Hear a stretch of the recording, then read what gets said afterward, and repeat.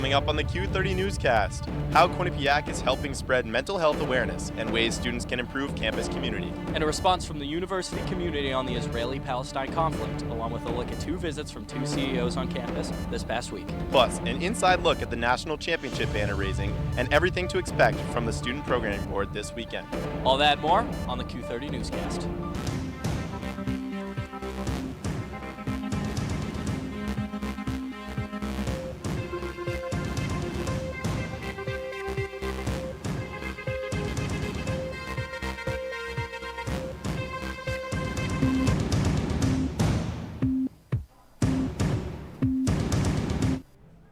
Hello and welcome to the Q30 Newscast. I'm Beckett Calkins alongside Keenan Mills. Keenan, how are you feeling tonight? I am feeling great, Beckett. There is no one I would rather have next to me. We got a huge show with all things Quinnipiac news and more. So let's hop right into it.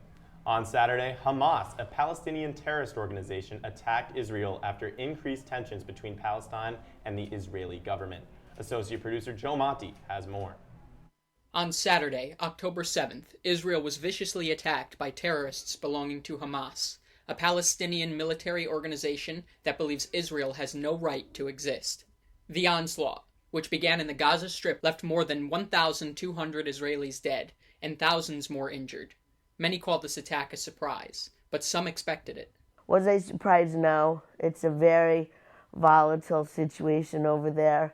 I wouldn't say I've been waiting for something of this magnitude to happen, but I wasn't surprised. Leah Trachtenberg, a first year at the rabbinical school at Hebrew Union College, is living in Jerusalem for a year and explained the effects of the attack in a statement. Many people are mourning. More names of those who have died are being released. Next week, all of the Israeli students, regardless of what year they are, will be trained to perform funerals. There is a sense of unity. Stability in the Middle East has been an issue for decades, and the situation for Israel is complicated due to its geographical location. But on both sides, on our side, Israel is squished in between people who challenge its existence. What Jewish people say they want is peace, and some fear that a lot more suffering is to come before that can be achieved. Young people that should be in love and having families and working, dying. You're going to have a lot of young men that are going to be murdered and killed and dying in mud alone. And I don't think that when God listens to dying young men, God notices the difference of an accent. Last night, Tuesday, October 10th, Quinnipiac held a community gathering in the Piazza to reflect upon the loss of life from these attacks. Some students were happy to see Quinnipiac make an effort to raise awareness for the issues Israel faces. The event hosted several prominent religious speakers, and students from various different beliefs attended. Reporting from Quinnipiac for Q30 News, I'm Joe Monti. This Friday, we will see various student organizations hosting their 7th annual Community Action Summit. There will be a student conference discussing human rights, how to build a people-powered change, and creating a collective voice for the community. This will be an all-day event starting at 9 in CCE 101. A 1-credit course will also be offered called Community Action, requiring students to attend the whole summit. On Monday, Quinnipiac received a $102,000 state grant for mental health services. Carrie Patton, the Associate Dean of Student Affairs for Health and Wellness, said, quote, "As the university of the future, this opportunity will enhance opportunities to increase the community's response to others within our personal and professional lives." In honor of Suicide Prevention Month, Quinnipiac held their 9th annual Fresh Check Day on the Quad yesterday. Associate producer Ava Crossley has more on the impact of the event. October is Suicide Prevention Month, and Quinnipiac is playing its part in mental health awareness by holding their 9th annual Fresh Check Day on October 10th. Tables, signs, and activities representing Quinnipiac organizations, Hartford Healthcare, and campus affiliates packed the Quad on the Mount Carmel campus.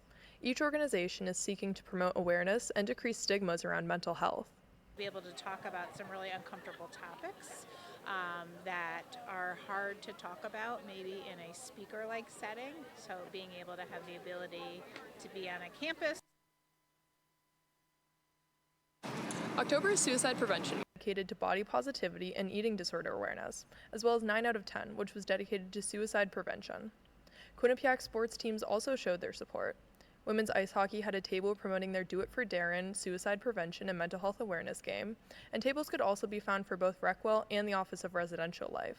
It helps, show the students that, people care about you and that you're not alone. You have someone to reach out to if you need help. It doesn't have to be you, somebody like your friend, your family, like different ways to help them if anything happens. The university is holding events throughout the month of October for Suicide Prevention Month, like the Counseling Department's Wellness Wednesdays. But help is always available year-round for anyone in need. Quinnipiac is improving their support for mental health issues. For more information, speak to Hartford Healthcare on campus. Reporting from Quinnipiac, I'm Evangeline Crossley, Q30 News. Wednesday morning, the Department of Cultural and Global Engagement presented LGBTQIA+ Teach-In, which was held in the Piazza. This will be the third year that students meet to share their experiences and build the community here at Quinnipiac. This is in honor of LGBTQIA+ History Month, going on throughout the month of October. They withdrew because they didn't see their concerns reflected in those movements and started what was the first transgender civil rights organization in the country, which was STAR, Straight Transvestite Action Revolutionaries. A large black bear was spotted on Mount Carmel Avenue this morning, not too far away from Hogan Road. Students received an email and phone call from the school to alert them a little after 10 o'clock this morning. The school warned students not to go near the bear if spotted. This year's Bobcat Weekend on campus was a great success and even record-breaking. Quinnipiac Associate Director of University Events, Charity Cookett, said that this weekend was the highest attendance in school history. More than 4,000 students and families and over 600 alumni registered to attend the different Bobcat Weekend festivities on campus. Quinnipiac Student Programming Board and WQAQ Radio announced the opener and headliner for the 2023 Fall Fest on the Quad. Rachel Gray will open the concert for the Peachtree Rascals. Fall Fest is Saturday, October 14th from 1 to 4 p.m. on the Quad. There will also be lawn games, which Beckett, I guarantee you, I smack you at cornhole. Not at all, Keenan. I mean, come on. As well as music, food trucks, and fun inflatables will also be on the Quad Saturday afternoon. After Bobcat Weekend and now Fall Fest, Bobcats are staying busy. Now, Keenan, are you wondering what the weather's going to be like for the Fall Fest event? Absolutely, I sure am, Beckett. Cloudy, rainy, sunshine, what are we looking like? Well, Keenan, I'm no expert, but good thing we have my favorite man with a mullet, Ryan Raggio, in studio to give us more on the weather. Thanks, guys. Now, today we've had a high of 67. The sun was out all day, as you can see, and tomorrow's going to be pretty much the same thing. A little bit of cloud cover, but it's going to be 67 degrees as well. And Friday, as you can see, the sun's coming back out, so get your sunglasses ready. We'll get to more after this commercial break. What do you think you're doing, Kevin? Was just gonna drive home. There are several warning signs present that you shouldn't be driving. Like hearing voices? Like your text-to-emoji ratio? Oh man, the selfies. Selfie, nailed it. We all have warning signs that let us know that we're probably not okay to drive. Mine is pretending to be your subconscious. Craig, come on man, let's split a ride home.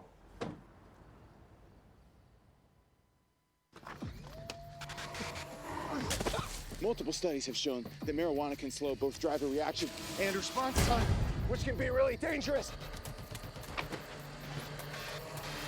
He's here. He's here. Wait. What? I can't drive. Why? My. Oh.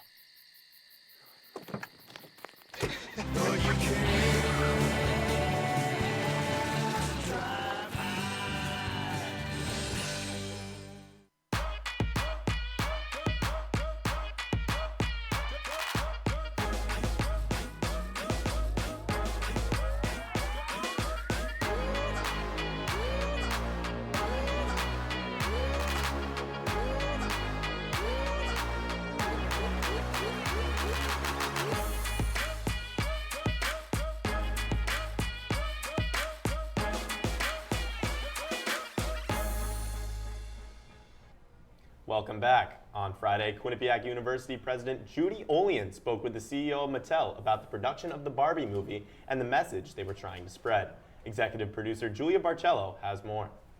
On Friday, October 6th, Quinnipiac University President Judy Olean held a conversation with Ynon Kreis, the CEO of Mattel, in the Mount Carmel Auditorium.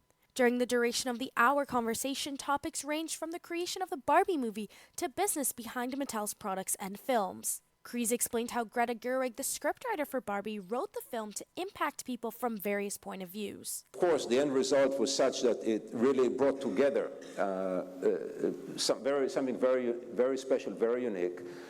And the genius of Greta is that she took the Barbie purpose, which is to inspire the limitless potential in every girl, and make it relevant to everybody.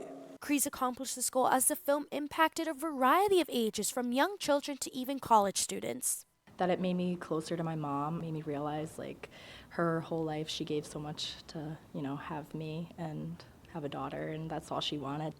Not only did Ynon Kreese talk about the Barbie movie, but he also gave advice to younger students who are entering the workforce. And this is really, there's no secret other than do your best, be yourself, work hard, and good things will happen. Expanding to a discussion of Mattel, Kreese further explained the value behind creating a product with such significance. So that emotional relationship is foundational, and you can only achieve it if you have a clear purpose, and if you create a cultural resonance that ties those products to today's environment. President Olian further explained the importance of following that moral as a leader.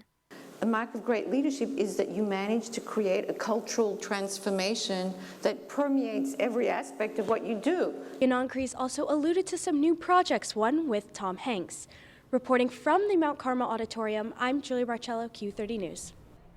Another week, another Quinnipiac career fair. Wednesday afternoon saw an opportunity for all students to investigate various employers and career paths. Internships, summer jobs, part-time jobs were all available for students to look at and discuss their futures. Some tips for certain graduate programs were also given. Also, free and professional headshots were given to students that needed them. Two Quinnipiac alumni and Travelers Insurance employees, Declan Murphy and Kylie Gething, spoke with members of the Computer Information Systems Society. Travelers Insurance provides an internship for Quinnipiac students, which allows them to work part-time in a professional setting, with the opportunity to work a full-time job after graduation. Gethings talked about the benefits the program can have on these students. For internship, we offer summer interns for 3 months, and they can craft their skills in learning to work in a corporate environment. Then for folks who are looking for a full-time opportunity, we hire recent grads, and they will be in a 3-year optional rotation program. 2024's presidential election is approaching quickly, and some candidates are making moves. Also, last week saw American history in the House. Q30's Casey Nadelka is here to share all things politics. Casey? Well, Beckett and Keenan, there's been a lot of political movement within the United States recently, so let's take a look at what's going on. First, there are breaking updates in the U.S. House's search for a speaker. After last week's historic removal of Kevin McCarthy as Speaker of the U.S. House of Representatives, an election for a new speaker is yet to take place. While Democrats are expected to nominate Minority Leader Hakeem Jeffries, House Republicans voted Representative Steve Scalise as their nominee for Speaker on Wednesday morning. Due to the Speaker vacancy, the House is currently unable to pass legislation.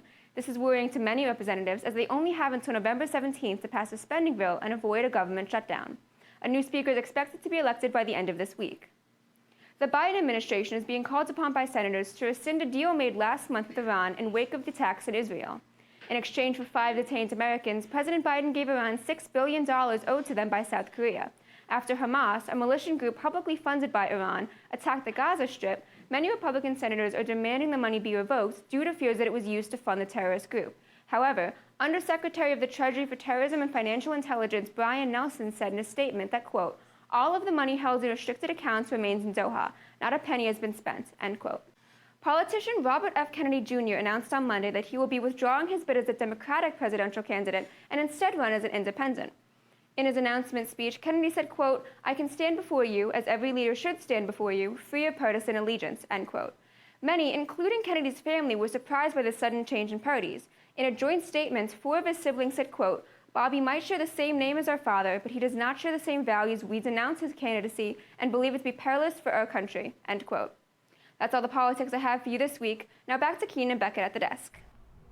Thank you, Casey. It's time for us to take our second break of the night. After this, we take a look into national news. We are also lucky enough to welcome back Ryan Raggio for a full forecast. Stick with us.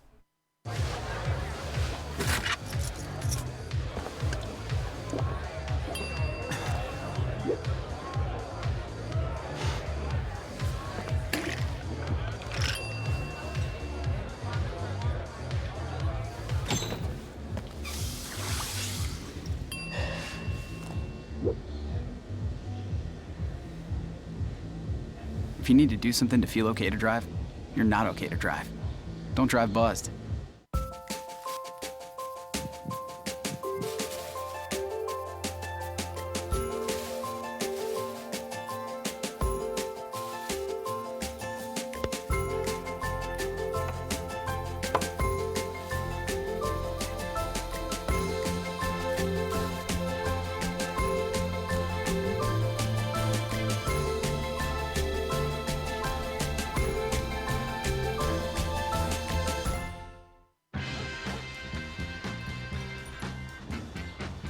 When we adopt a shelter pet, we discover they're a unique mix of all kinds of things. Come on, Jules, spotlight on this last one.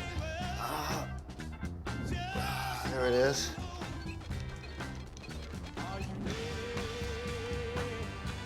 Keep going with it. Leo! They're a little bit of a lot of things, but they're all pure love. Beckett, it's been a little chillier. I've started throwing on some sweatshirts, maybe a flannel here and there. Yeah, Keenan, the leaves are changing. It's starting to look a lot like autumn. But thankfully, we have Ryan Raggio back in studio to tell us about the upcoming week and the weather around the Nutmeg State. Thanks, guys. Now, heading into the 7-day forecast, as I said, it's a 67 high today. Sun's out. Tomorrow will be the same feel, 67. A little bit more clouds, but you're still getting that same feel. And Friday, it's going to be a little cooler. You'll get some of that autumn feel, but it's going to be sun all day, so get your sunglasses ready. Now, heading into the weekend, we see showers and heavy rain on Saturday, followed by more showers on Sunday. About the same temperature, a little bit below 60, and then Monday and Tuesday, just more overcast and clouds. You're not going to see much sun, but the temperatures are going to stay pretty fair, a little below 60 and 60 there. The lows are going to stay about the same, mid-40s, so obviously nothing will change there as well. Now heading into tomorrow's forecast around Connecticut. As you can see on the upper northeast side, we have about mid-60s temperatures, and while on the southern side, you got a little bit warmer. It's by the water, so you're almost 70 degrees, a little high 60s. And that's all from weather. Back to you guys at the desk. Tuesday afternoon, the CEO of JetBlue flew down to Hamden to have a conversation with Quinnipiac President Judy Olian to talk about the future of AI and alternative fuel sources. Associate producer Sydney Weimer has more on the story. On Tuesday, the CEO of JetBlue Airlines came to Quinnipiac in order to discuss changes we may see in the airline industry.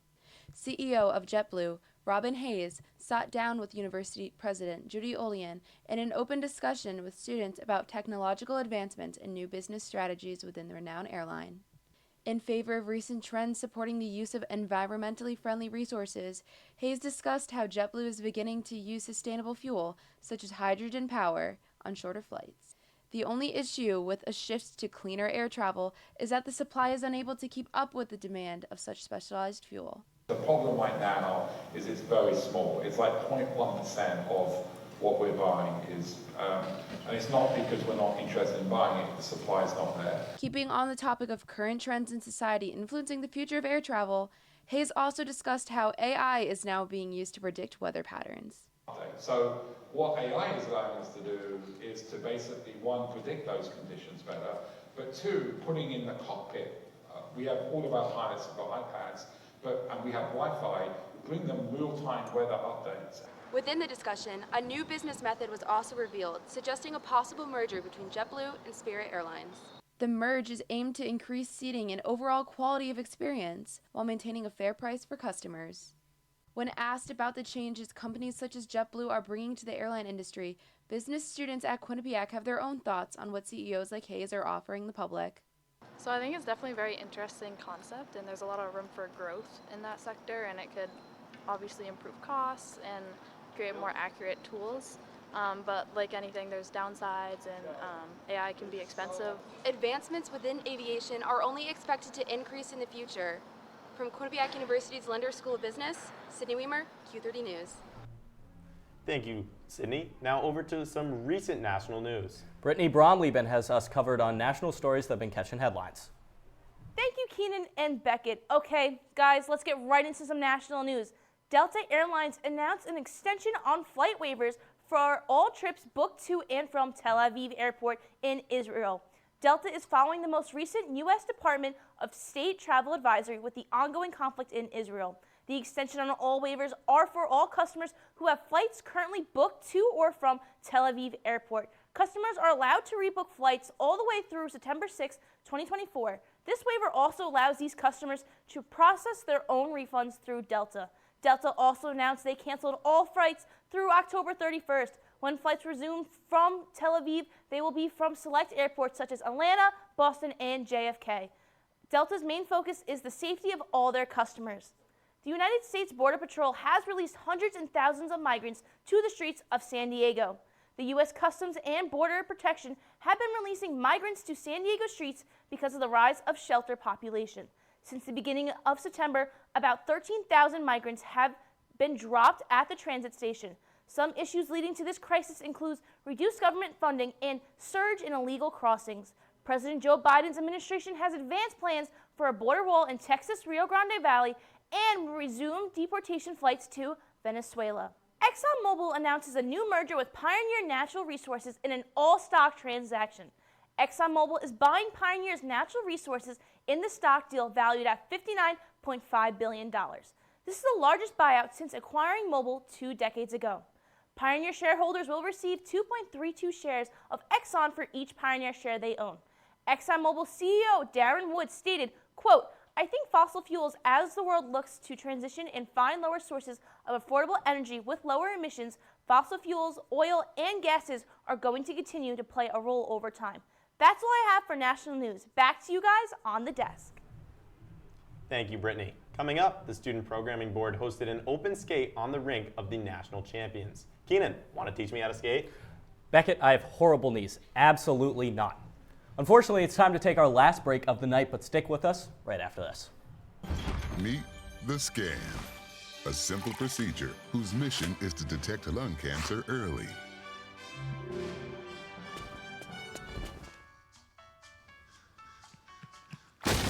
I'm here to save you.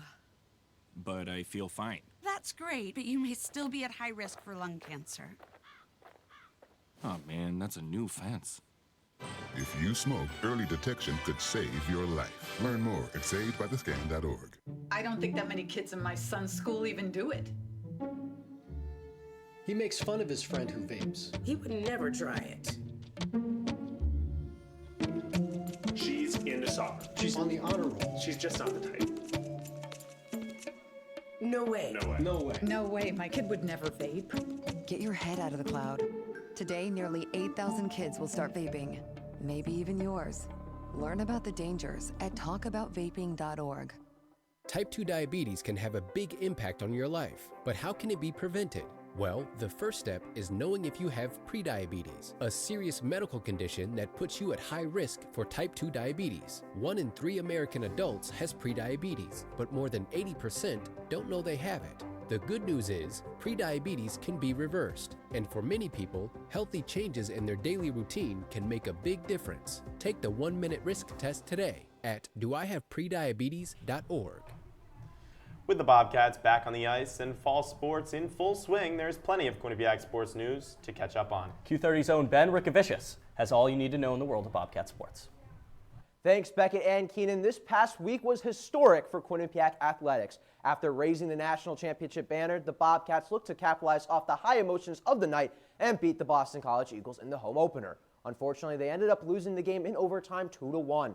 Boston College started off the game aggressively with Andre Gousseau scoring while Quinnipiac was on the power play. The Bobcats' comeback would become even more difficult after star forward Colin Graff was injured and sophomore forward Sam Lipkin was ejected. In the third period, first-year Mason Marcellus was able to punch in the puck on the doorstep in the game to tie it up 1-1. However, the late-game heroics would not be enough as BC's Cutter Gauthier hit the game winner with 10 seconds left in overtime. The Bobcats will look to earn their first win of the season against the American International College this Friday.